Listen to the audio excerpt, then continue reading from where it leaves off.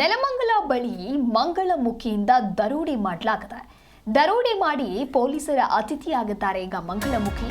ವಾಹನ ನಿಲ್ಲಿಸಿದಂತಹ ವ್ಯಕ್ತಿಯ ಬಳಿ 38,000 ರೂಪಾಯಿ ಹಣವನ್ನ ದರೋಡೆ ಮಾಡಿದ್ದಾರೆ.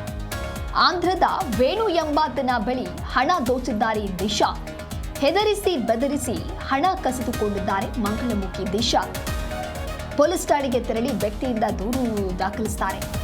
ಮಂಗಳಮುಖಿ ದಿಶಾ ವಶಕ್ಕೆ ಪಡೆದುಕೊಂಡಿದ್ದಾರೆ ಪೊಲೀಸರು. ನೆಲಮಂಗಲ ಗ್ರಾಮಾಂತರ ಪೊಲೀಸ್ ಠಾಣೆಯಲ್ಲಿ ಕೇಸ್ ದಾಖಲಾಗಿದೆ. ಇತ್ತೀಚಿನ ದಿನಗಳಲ್ಲಿ ಮಂಗಳಮುಖಿಯರಿಂದ ಸಾರ್ವಜನಿಕರಿಗೆ ಸಾಕಷ್ಟು ಸಮಸ್ಯೆಗಳಾಗ್ತಾ ಇದೆ.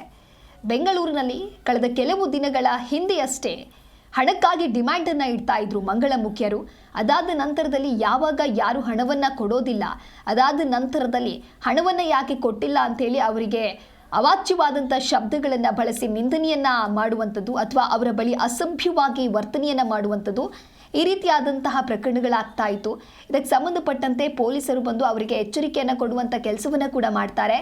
ಅದಾದ ನಂತರದಲ್ಲಿ ಇನ್ನೂ ಒಂದು ವಾರದ ಹಿಂದೆ ಅಷ್ಟೇ ಸಿಗ್ನಲ್ಗಳಲ್ಲಿ ನಿಂತು ಮತ್ತೆ ಇದೇ ರೀತಿಯಾದಂಥ ಅವಾಚ್ಯ ಶಬ್ದಗಳನ್ನು ನಿಂದನೆ ಮಾಡ್ತಾರೆ ಅನ್ನುವಂಥ ಆರೋಪಗಳು ಕೇಳಿಬಂದಿತ್ತು. ಈ ಎಲ್ಲ ಬೆಳವಣಿಗೆಗಳ ನಂತರ ಈಗ ಮತ್ತೆ ನೆಲಮಂಗಲದ ಬಳಿ ಮಂಗಳಮುಖಿಯರಿಂದ ದರೋಡೆಯನ್ನು ಮಾಡಲಾಗಿದೆ.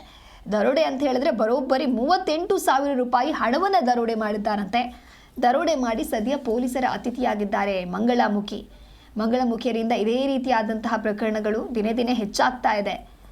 ಎಷ್ಟೇ ಸೂಕ್ತ ಕಠಿಣ ಕ್ರಮಗಳನ್ನು ತೆಗೆದುಕೊಂಡರೂ ಕೂಡ ಇವರ ಹಾವಳಿಗೆ ಬ್ರೇಕ್ ಹಾಕೋದಕ್ಕಾಗ್ತಾ ಇಲ್ಲ. ಸದ್ಯ ಮಂಗಳಮುಖಿ ದಿಶಾರನ್ನ ಪೊಲೀಸರು ವಶಕ್ಕೆ ಪಡೆದುಕೊಂಡಿದ್ದಾರೆ.